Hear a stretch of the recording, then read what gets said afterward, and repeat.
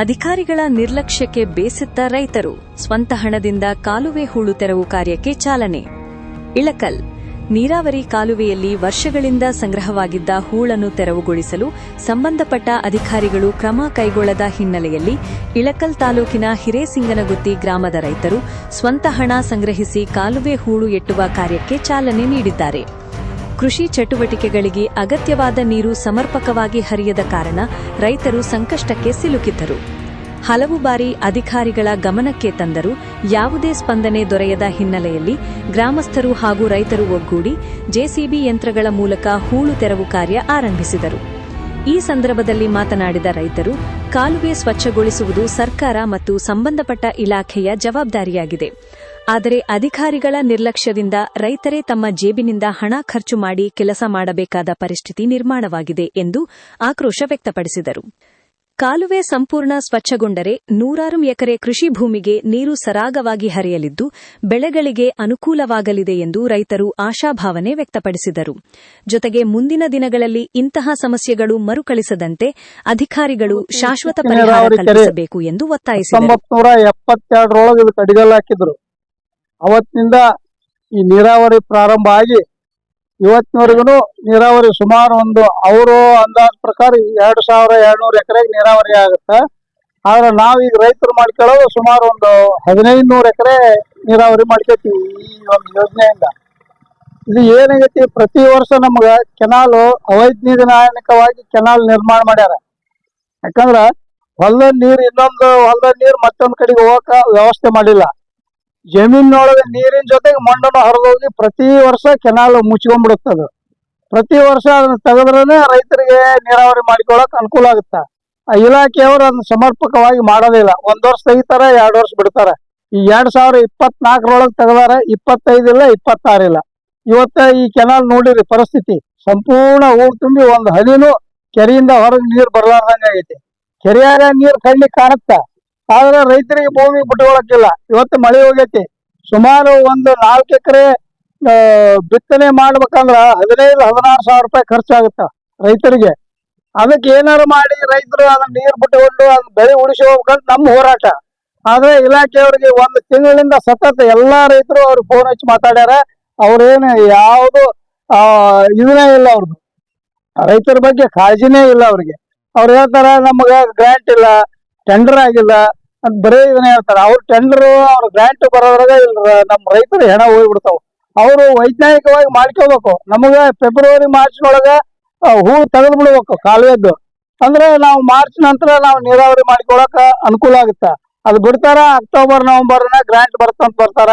ಅವಾಗ ಕೆಲಸನೂ ಸಾಗೋದಿಲ್ಲ, ನೀರ್ ಇರುತ್ತ, ಮಳೆ ಇರುತ್ತ, ರೈತರು ಹೊಲದಾಗ ಗಾಡಿ ಬಿಡೋದಿಲ್ಲ. ಹಿಂಗಾಗಿ ಎಲ್ಲಾ ಅವೈಜ್ಞಾನಿಕ ಐತಿದು. ಅದಕ್ಕೆ ದಯವಿಟ್ಟು ಇಲಾಖೆಯವ್ರಿಗೆ ನಾ ಹೇಳ್ಕೊಳ್ಳೋದು, ಫೆಬ್ರವರಿ ಮಾರ್ಚ್ನೊಳಗೆ ಪ್ರತಿ ವರ್ಷ ನಮ್ಗೆ ಹೂಳು ತೆಗೆದುಕೊಡ್ರಿ. ಮುಂದೆ ನೀವು ಯಾವಾಗ ಗ್ರಾಂಟ್ ತಗೋರಿ, ಯಾವಾಗ ಇದನ್ನ ಮಾಡ್ಕೊಡ್ರಿ. ಆದ್ರೆ ನಮಗ್ ಮಾತ್ರ ಕೆಲಸ ಫೆಬ್ರವರಿ ಮಾರ್ಚ್ನೊಳಗ ಕಾಲುವೆ ಹೂಳು ತೆಗಿಬೇಕು. ಇವತ್ತು ರೈತರು ಸ್ಟ್ರೈಕು ಅದು ಇದು ಮಾಡುವಂತ ಟೈಮುನು ನಮಗಿಲ್ಲ. ಯಾಕಂದ್ರೆ ಇನ್ನು 4 ದಿವಸ ಬಿಟ್ರೆ ನಮ್ ಬೆಳೆ ಎಲ್ಲ ಹಾಳಾಗಿ ಹೋಗ್ಬಿಡ್ತಾವ. ಅದಕ್ಕೆ ಇವತ್ತು ಏನ್ ಮಾಡಿದ್ವಿ, ರೈತರೆಲ್ಲಾ ಸೇರಿ ನಾವೇ ವಂತಿಗೆ ಹಾಕೊಂಡು ಎಲ್ಲ ಪ್ರತಿ ಹೊಲಕ್ಕ, ಹೊಲ ದೊಡ್ಡದಿರ್ಲಿ ಸಣ್ಣದಿರ್ಲಿ 1,000 ರೂಪಾಯಿ ಫಿಕ್ಸ್ ಮಾಡಿವಿ. ಅದ್ರ ಜೊತೆಗೆ ಯಾರು ಹೆಚ್ಚು ನೀರಾವರಿ ಮಾಡ್ಕೊತಾರ ನೀವೇ ತಿಳಿದು ಕೊಡ್ರಪ್ಪ ಅಂತ ಹೇಳಿವಿ. ಹಂಗ ಹೆಚ್ಚು ಜಮೀನ್ ನೀರಾವರಿ ಮಾಡ್ಕೊಳ್ಳೋರು ಅವ್ರು ಹೆಚ್ಚಿಗೆ ಕೊಡ್ತೀವಿ ಅಂತ ಹೇಳ್ಯಾರ. ಈಗೆಲ್ಲ ನಾವೇ ರೈತರು 2-3 ದಿವಸ ಅದನ್ನೇ ಮಾಡಿವಿ, ವಂತಿಗೆ ಕೂಡ್ಸೋದು ಮಾಡಿವಿ. ಇವತ್ತು ನಿನ್ನೆಗೆ ವಂತಿಗೆ ಜಮಾ ಆಗೈತಿ. ಇವತ್ತು ಜೆಸಿಬಿ ಹಚ್ಚಿ ಕೆಲಸ ಚಾಲು ಮಾಡಿವಿ. ಅದಕ್ಕೆ ಸರ್ಕಾರ ಯಾವ್ಯಾವ್ದೋ ಯೋಜನೆಗೆ ಎಲ್ಲೆಲ್ಲೇ ಹಾಳು ಮಾಡಿ ಪೋಲ್ ಮಾಡಿ ಬರ್ತಾರಕ್ಕ. ನಮ್ಮ ರೈತರಿಗೆ ಜೀವನಾಡಿಯಾದಂತ ಈ ಒಂದು ನೀರಾವರಿ ಕೆರೆ ಕಾಲುವೆಯನ್ನ ಸ್ವಚ್ಛಾಗಿ ಇಟ್ಕೊಳ್ಳಿ ಅಂತೇಳಿ ನಾ ಎಲ್ಲ ಹಿರೇಸಿಂಗನಗುತ್ತಿ ರೈತರ ಪರವಾಗಿ, ಚಿಕ್ಕಸಿಂಗನಗುತ್ತಿ ರೈತರ ಪರವಾಗಿ ಸರ್ಕಾರಕ್ಕೆ ಮನವಿ ಮಾಡ್ಕೊಳ್ತೀನಿ. ಇದು ಪಕ್ಷಾತೀತ, ಯಾವ ಪಕ್ಷ, ಎಲ್ಲ ಪಕ್ಷದವರು ಅದಾರ ಇದ್ರಾಗ. ಕಾಂಗ್ರೆಸ್ದವ್ರು ಅದಾರ, ಪಕ್ಷೇತರದವರು ಅದಾರ, ಬಿಜೆಪಿಯವರು ಅದಾರ. ನಮ್ಮ ಹೊಲಕ್ಕೆ ನೀರು ತಗೊಳಕ್ ಪಕ್ಷ ಇಲ್ಲ, ಎಲ್ಲ ಒಂದೇ ನೀರ ಅದು, ದೇವ್ರು ಕೊಟ್ಟ ನೈಸರ್ಗಿಕವಾದಂತ ನೀರು.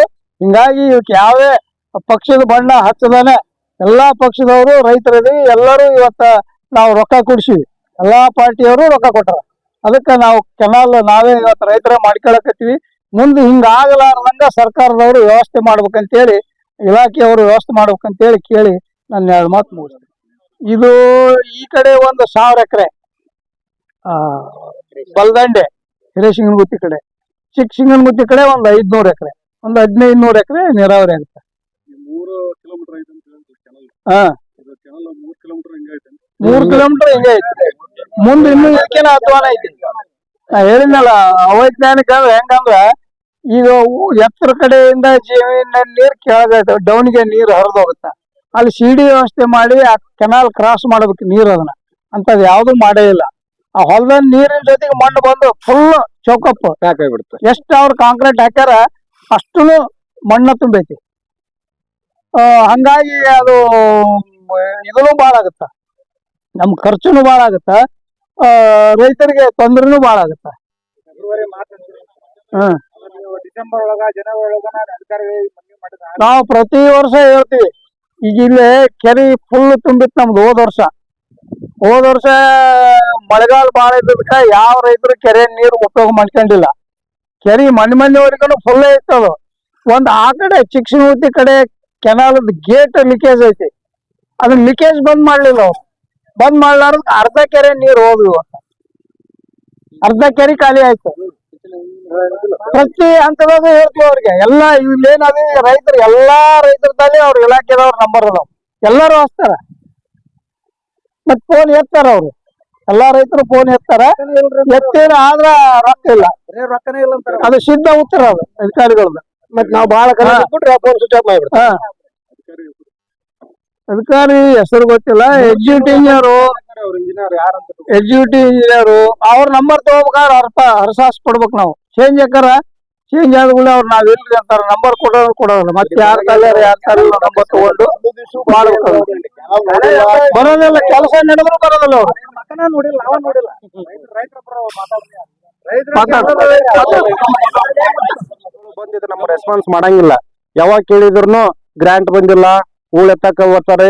ಈ ಲಾಸ್ಟ್ ಟೈಮ್ ಹೋದ ವರ್ಷ 2025ರಾಗ 1 ಕೋಟಿ ರೂಪಾಯ್ದು ಅಂದಾಜು ಮೊತ್ತ ಮಾಡಿಕಾಯ್ಸಿ ಎಲ್ಲ ಕೆನಾಲ್ ರಿಪೇರಿ ಮಾಡಿದ್ರಿ. ಎಲ್ಲಾ ಪೋಲಾಗಿ ಹೋಗಿತ್ರಿ ದುಡ್ಡು.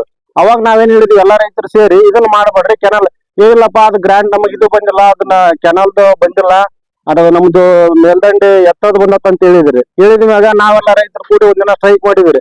ಸ್ಟ್ರೈಕ್ ಮಾಡಿದ್ಮ್ಯಾಗ ಅವರು ಬಂದ್ ಕಾಯಿಸಿ ಆಯ್ತ್ರಿ ಮಾಡ್ಕೊಡ್ತು ಅಂತ ಹೇಳಿ ಬರೀ ಅರ್ಕೆ ಹೋಗ್ತಾರ್ರಿ. ಈ 4-5 ವರ್ಷದಿಂದ ನೋಡಕತ್ತೀವ್ರಿ ಇದನ್ನ.